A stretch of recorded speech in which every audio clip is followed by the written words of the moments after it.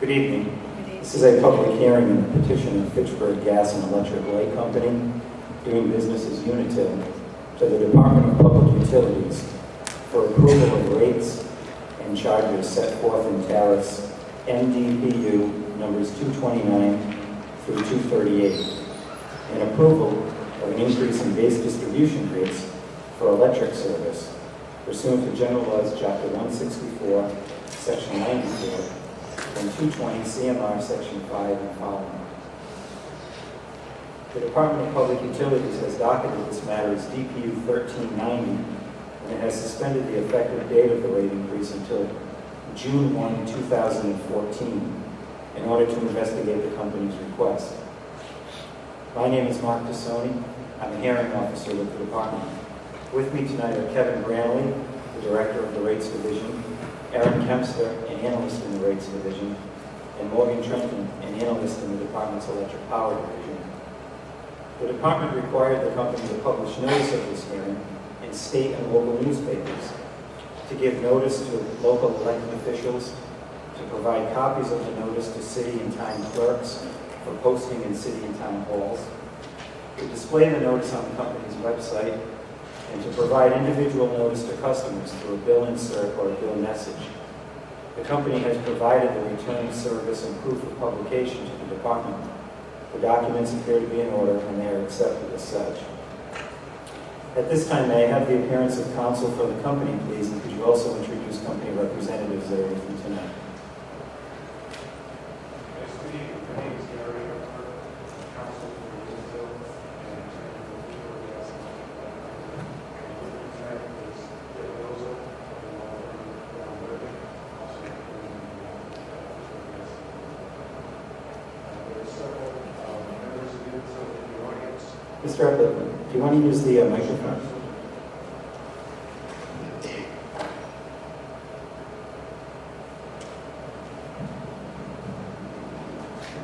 There are several members of Unitil in the audience. First, I just wanted to point out that we have two customer service representatives who are sitting in the very back of the audience to help with any specific bill or customer service related issues. They'll be happy to assist anybody in any way they can. But on behalf of the company tonight is Cindy Carroll, the Director of Customer Energy Solutions. Cindy, if you could raise your hand. That's all right. Thank you. Mark Lambert, Director of Government Affairs. Keith Caribou, Manager of Electric Operations. And John Tanaka, Manager of Municipal and Community Services. Thank you. May I have the appearance of counsel for the Attorney General?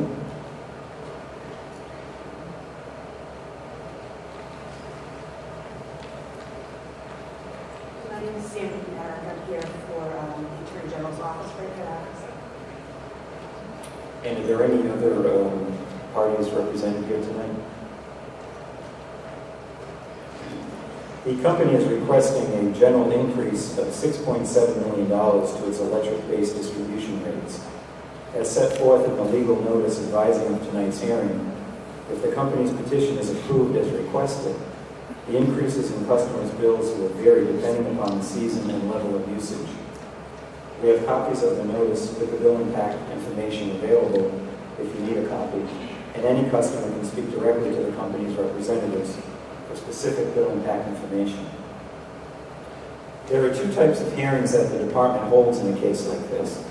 The first type is a public hearing in the company's service territory, which is the type we are holding tonight, where we have comments from the public. The second type is an evidentiary hearing, in which the company and any interveners present testimonial and documentary evidence, both of which are subject to questioning. The evidentiary hearings will be conducted at the department's offices in Boston and will occur in January 2014. The purpose of tonight's public hearing is to allow anyone to describe his or her comments or concerns regarding the company's petition in order to assist the department in its investigation. Please note that a stenographer will transcribe your comments. Please keep in mind that the stenographer cannot transcribe your comments accurately if you are not speaking clearly or if more than one person is speaking at the same time. Therefore, I would ask that only one person speaks at a time and that background noise be kept at a minimum. I would also ask that if you have cell phones, you either turn them off or put them on vibrate. And because this public hearing is a very important source of information for the department, we want to be sure that as many people as possible can speak tonight. So I'm asking that each speaker keep their comments brief and to the point, and be mindful of the fact that there are other speakers who wish to comment. Finally, please note that this is an opportunity for you to provide your comments and concerns about the company's petition. It is not an opportunity to question the company. The company will have representatives available to answer individual questions following the hearing. Similarly, it is not an opportunity to question the department on how it will conduct its investigation.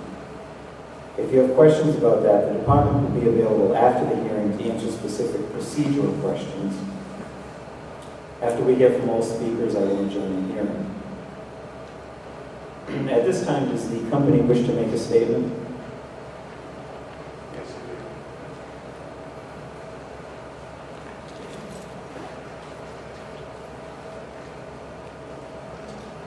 thank you, hearing officer and members of the department. Welcome, Senator Flanagan, Representative Benson, Representative Unitil, and Mayor Wong, members of the public, and customers of Unitil. Thank you for coming today, and thank you to the department for giving me the opportunity to give you a brief presentation on the filing. On July 15th, Unitil filed with the Department of Public Utilities testimony and evidence showing that its current rates are not sufficient to cover the costs of ongoing operations or to allow recovery for major storm expenses and the improvements in reliability that it's been making, such as expanded vegetation management. As a result, the company is asking for approval of a rate increase of $6.7 million and to create a new storm reserve to fund the costs associated with future major weather events. We anticipate that the department, with the full and active participation of the Attorney General's office, will carefully scrutinize and investigate the rate increase request. The decision is expected sometime in May 2014. The majority of the new funding requested in this proposal is related to previous storms, specifically Hurricane Irene, the October 2011 snowstorm, and Superstorm Sandy. Unitil is requesting to recover the costs associated with the restoration efforts following these three storms at a rate of $2.1 million a year over 3 years. At the same time, we've asked to create a new storm fund reserve to try and avoid similar requests in the future. This reserve fund would work in much the same way a town or a city creates a reserve fund to pay for unexpected maintenance costs, and is a feature that all other distributions in the Commonwealth have. The storm reserve is proposed to be funded at a rate of $2.8 million a year until the sufficient reserve is accumulated. We've also requested the launch of a new $500,000 vegetation program that would be above what we are currently doing now. This new program has been piloted in New Hampshire and will further harden the system against severe weather. It was a very successful program looking at the results of Superstorm Sandy in New Hampshire. We believe it prevented a significant number of outages.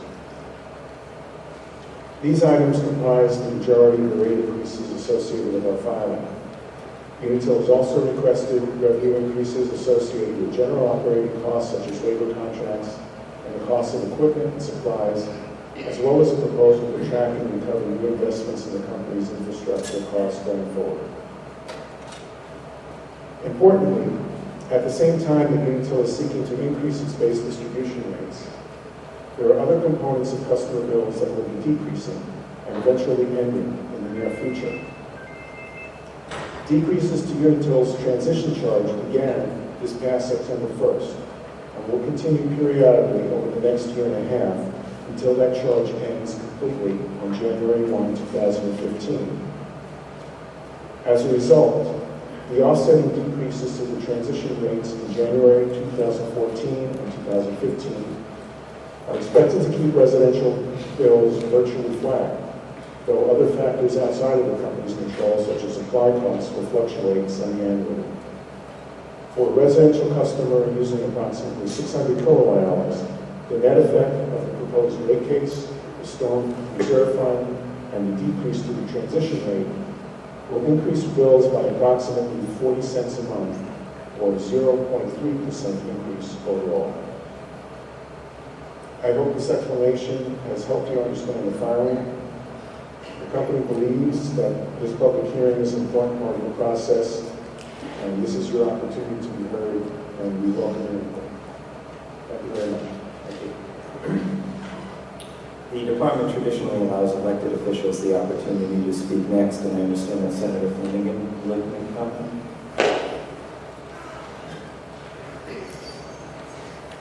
And ma'am, could you just state your full name for the record, please?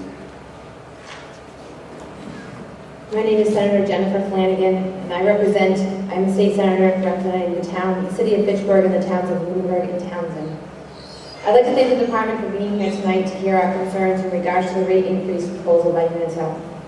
I'd like to go on record opposing the rate increase as requested by Unitil, and I promise I'll keep my remarks brief as I know there are many people wishing to testify this evening.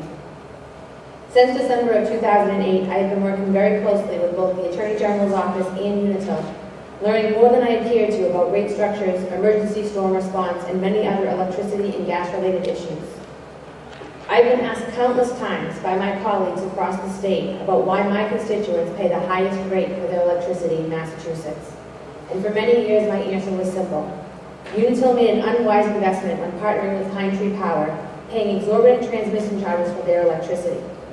I have been told for years by Unitil that as soon as the Pine Tree deal sunsets, which it already has, they'll see their rates drop. And that's why I'm standing here this evening. For years, we've heard promises to ratepayers about their rates decreasing, and here we are in the midst of a rate case seeking an increase yet again. It's not fair to my constituents to be asked for another increase only 2 years after requesting their last one, especially when they've been expecting a decrease for years. My constituents are still hurting. The unemployment rate in this region is much higher than both the state and federal average, and we cannot afford another increase. I feel very strongly that Unitil knew that the sunset was coming from Pine Tree Power, promised the rate decreases for their customers, and is now masking their rate increases through this process yet again. I'm asking that the Department of Utilities closely examine this request and to be mindful of the fact that my constituents continue to pay the highest rates in electricity in Massachusetts. I'm happy to work with the department on this very important issue in my district, and I believe that my constituents have paid their fair share. It's time for this company to step up and take notice of what's been happening. Thank you for your time. Thank you.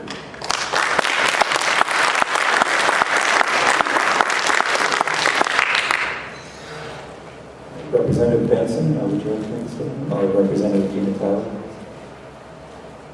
And then could you just state your full name for the record?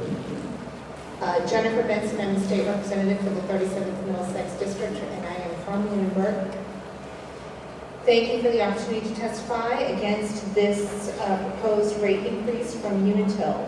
I really don't have a whole lot to add to the Senator's statement, except to say just 2 years ago, in August 2011, this company received a $3.3 million increase. They're looking for a 45% increase at this point.